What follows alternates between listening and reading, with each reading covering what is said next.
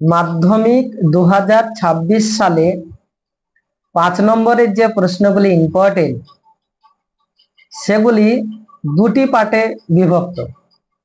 1 নম্বর হচ্ছে 5-এর 1-এর দাগ, আর 2 নম্বর হচ্ছে 5-এর 2-এর দাগ। 5-এর 1-এর দাগে প্রশ্ন আসে প্রাকৃতিক ভূগোল থেকে, আর 5-এর 2-এর দাগে যে প্রশ্নগুলি আসে সেগুলো হলো আঞ্চলিক ভূগোল থেকে। প্রাকৃতিক ভূগোলের মধ্যে যেগুলি আছে সেগুলি হলো 1, নদীর সঞ্চয় কার্যের ফলে সৃষ্ট ভূমিরূপ অথবা নদীর ক্ষয় কার্যের ফলে সৃষ্ট ভূমিরূপ, এটা হচ্ছে 1 নম্বর। 2 নম্বর, বায়ুর ক্ষয় কার্যের ফলে সৃষ্ট ভূমিরূপ অথবা বায়ুর সঞ্চয় কার্যের ফলে সৃষ্ট ভূমিরূপ, 2 নম্বর। 3 নম্বর হচ্ছে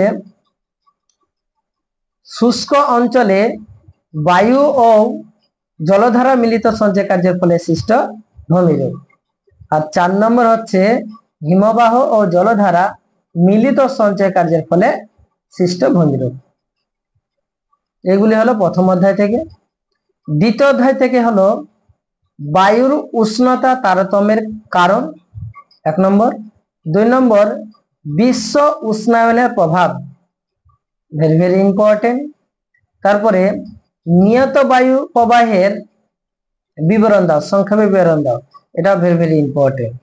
এরপরে যে প্রশ্নটা ইম্পর্টেন্ট সেটি হলো বায়ুর চাপ বলয়ের সঙ্গে নিয়ত বায়ু প্রবাহের সম্পর্ক, এটা মোস্ট ইম্পর্টেন্ট। এরপরে যেটা ইম্পর্টেন্ট হলো সেটা হচ্ছে শৈলক্ষেপ বৃষ্টিপাত, পরিচলন বৃষ্টিপাত আর ঘূর্ণপাত বৃষ্টিপাত, এই এর বর্ণনা, চিত্রসহ বর্ণনা, এটাও মোস্ট ইম্পর্টেন্ট। এরপরে ক্রান্তীয় মৌসুমী জলবায়ুর অঞ্চলের প্রধান বৈশিষ্ট্য, এইগুলি হলো দ্বিতীয় অধ্যায় থেকে। আর তৃতীয় অধ্যায় থেকে মোস্ট ইম্পর্টেন্ট প্রশ্ন, 1 নম্বর হচ্ছে সমুদ্র স্রোত সৃষ্টির কারণ, মোস্ট ইম্পর্টেন্ট। তারপরে পৃথিবীব্যাপী সমুদ্র স্রোতের প্রভাব, মোস্ট ইম্পর্টেন্ট।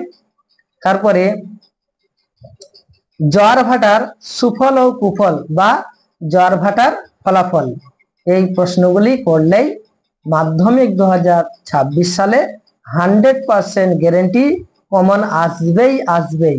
এইগুলি হলো সব প্রাকৃতিক ভূগোল থেকে, আর প্রাকৃতিক ভূগোল থেকে এই কটা করলেই 100% গ্যারেন্টি।